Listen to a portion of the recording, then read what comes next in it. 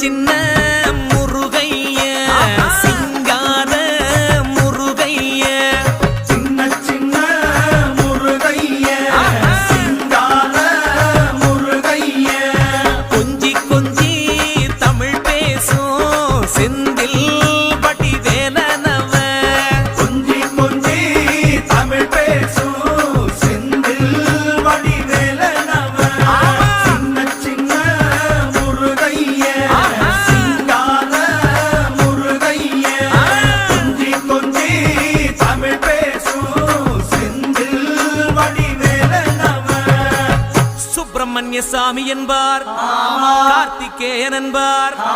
சுவாமிநாதன் என்பார், முக அமுதன் என்பார்,